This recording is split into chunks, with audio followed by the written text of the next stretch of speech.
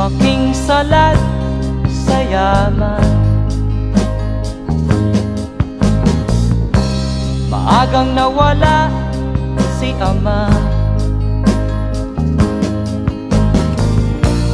Ang ina ko na may mahina